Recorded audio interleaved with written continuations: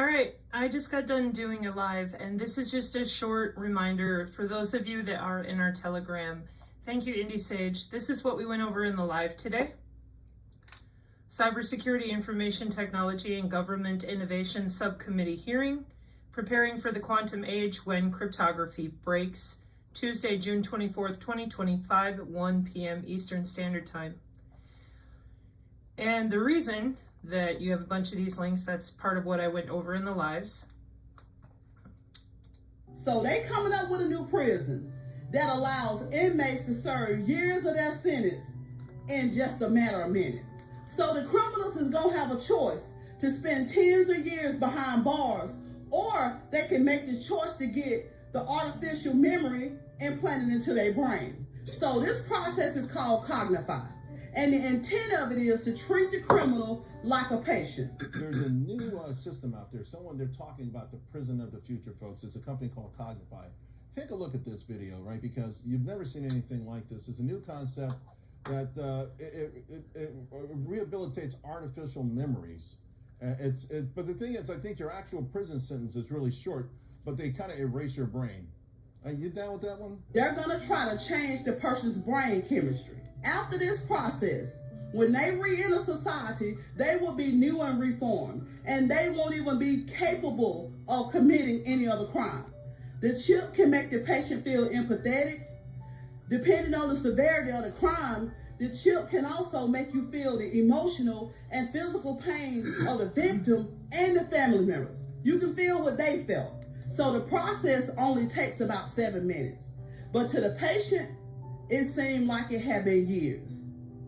Last year, the U.S. government spent $8.7 billion taxpayers' dollars on the prison. They say with this new prison, they can save money. Hillbilly Heart talked about this as well. So they experiment on prisoners often, is kind of what they do. But that's a different discussion. This is what I would like to draw attention to briefly. Secretary Kennedy, wearables put the power of health back in the hands of the American people. Put your wearable on. We're launching one of the largest HHS campaigns in history to encourage their use so that every American can take control of their health, one data point at a time. It's a key part of our mission to make America healthy again. So they're not going to give you back your own anatomy. You will not have access to the data points he's referring to. You will be able to see some of them.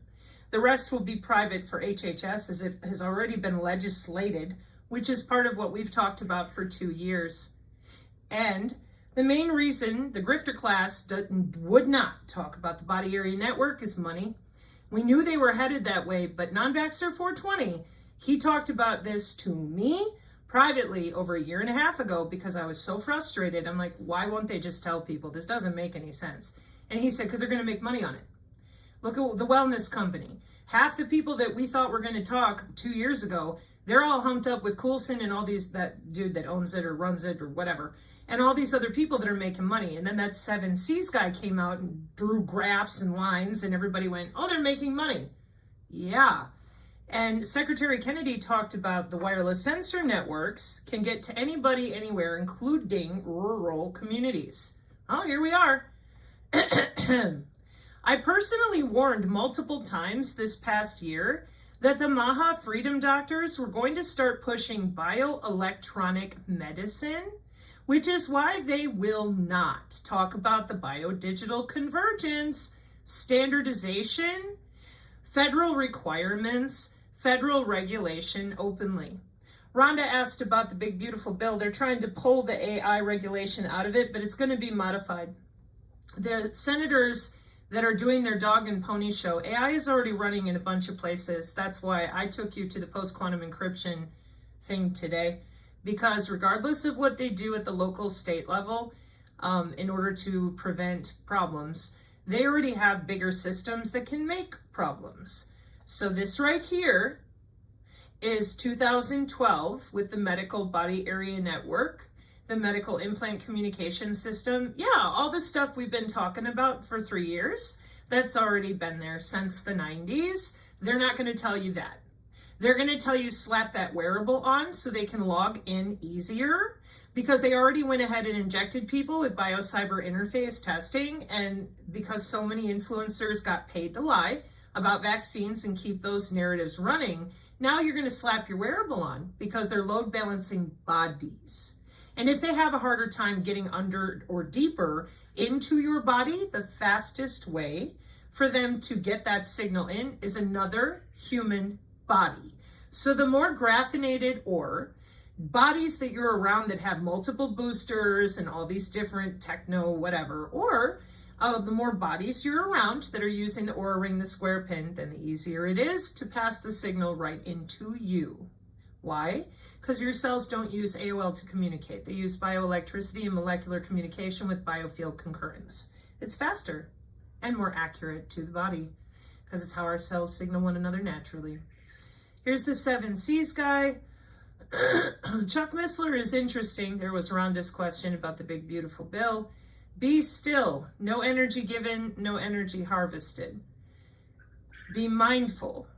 And yes, conserve your time. Use your energy wisely. Do not fight with people who engage in circular arguments. That is truly my advice at this time. All right, so I think that's everything. I'm going to be gone again from the Telegram and other things. So for those of you that have questions, I suggest that you find Non-Vaxxer 420's Telegram. Here's the FDA. I've been warning since 2021 that COVID only happened to normalize the use of CRISPR gene editing in humans, and here we are. This is exactly why Children's Health Defense won't say biodigital convergent standardization. Yeah.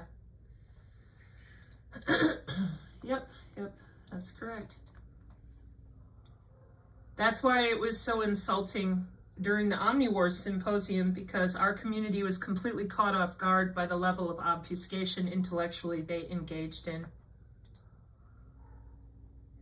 Thank you for being here. This is a very exciting time, and this is just terrific. It's been great getting to know some of the experts just before we get started here, and so I could not be more excited. We've got amazing people in the room.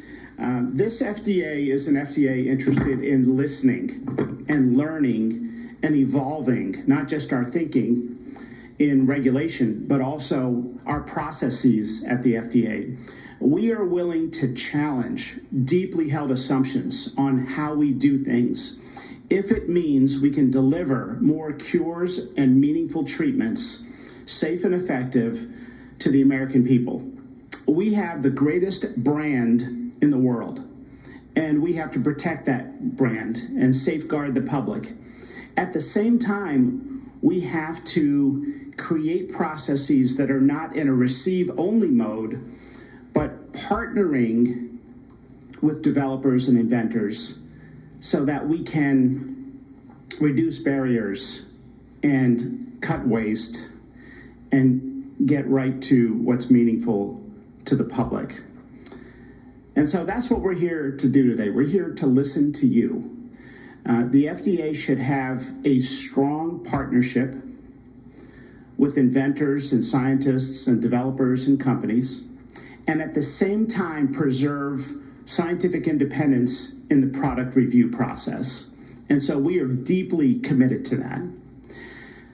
Some people ask me, what's going to happen at the FDA when you take office? What are the changes?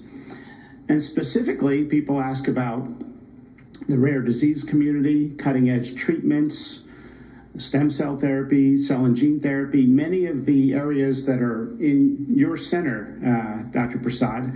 And so that's been a source of a bunch of questions I've received.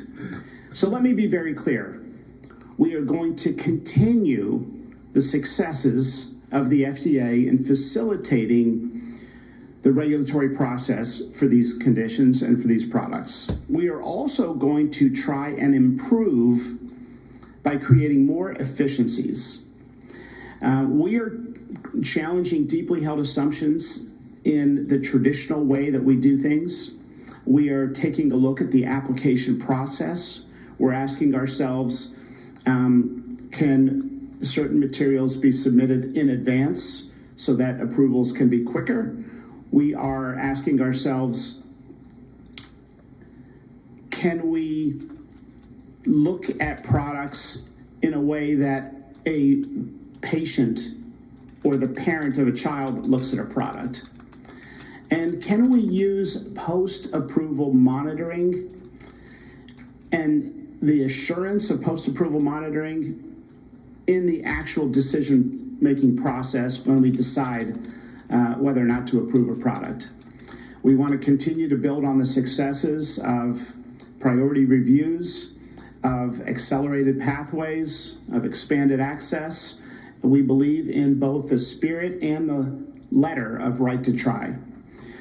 So we are really here to learn from all of you today, and we're very fortunate to have a director of CBER who is a medical and scientific genius, in my opinion, Dr. Prasad, who has written over 540 scientific peer-reviewed publications, and I think he's 15 years old or something like that. No, he's in his 40s, but he's a true medical genius who has been thinking about regulatory affairs for a long time. We've had many conversations before he began his job about the regulatory process, and I am fully confident in him and the fact that he is using gold standard science and common sense. And that's the theme of this FDA, gold standard science and common sense. So with that, I'll turn it over to Dr. Prasad. We have special guests coming today. We have the Secretary of Health and Human Services, the Administrator of the Center of Medicare and Medicaid Services. We have the Director of the NIH that will be joining us, assuming their schedules are not diverted with other national priorities that are things that they tend to, but we have an exciting day lined up. Thank you all of you for being here. So, gold star science and common sense. Guess what? Well, we just didn't tell anybody. Right, but you went ahead and did it for 20 years, 30 years. And everywhere in the Pentagon convergence for 5 years, everywhere we look in regards to how this artificial intelligence body area network sensor system is being used, everywhere. It would be common sense to me, if you've already had these systems and you've already been logging into people's tissue under the skin, then it would make sense to me that that's not going away. That's now gold star science. And so while I'm gone, again, I would heavily recommend that you head over to Non-Vaxxers Telegram group, because ours is mostly closed at the moment, and or the X for the different researchers in his community. And I want to say thank you to our people on our Telegram for keeping it real. And I want to say thank you to the other folks who've been warning about this for equally keeping it real. Allowing these people to work for 30 years under your skin and allowing all the other industries like the UFO conferences to cover up for it, the targeted individual community full of handlers and BS lawfare claiming they're going to take down missile defense, and all the other swindling that has gone on for 5 years with all the people that lied about the biodigital convergence. My biggest recommendation to all of you is anybody who did not admit the body area network or the human physiology it connects to, turn them off. Because the next thing those people are going to do is offer you more products that aren't going to change anything. They're going to tether you harder to the system. Now, if you want to be augmented, if you want to be tethered to their system more, then go ahead. Otherwise, you got to stop watching those people. You have to stop engaging with those clicks, their websites, their Substacks, because those are algorithms. That's more biological electricity coming and going with your attention. Our people, the Psinergists, they can tell you exactly who has been covering all this up, telling everyone that non-vaxxer is crazy for reading a diagram. He worked very, very hard trying to get all this data to these people. They told him to pound sand. And they all make a lot of money together. So it's up to you to turn them off, unsubscribe, unfollow, and don't even think about them anymore. Let them be in their own, they're going to be there regardless. But people know. The only reason that so many people keep propping them up is because other people have not tuned them out. Turn them off. I'm not the first person to recommend this, by the way. So Mark 5:36, amen. Y'all be blessed out there. Hard fire up. Biofield practice. Karaoke is coming to the Ko-Fi. And on the Ko-Fi, I will be there with some other thinking videos. I'm very, very focused right now. And I appreciate your patience out there. Love one another, folks. Celebrate. Joy in the face of adversity is an act of rebellion. We don't need to be all depressed and there's no point. Oh my gosh, you see that? I've never seen someone so pretty before.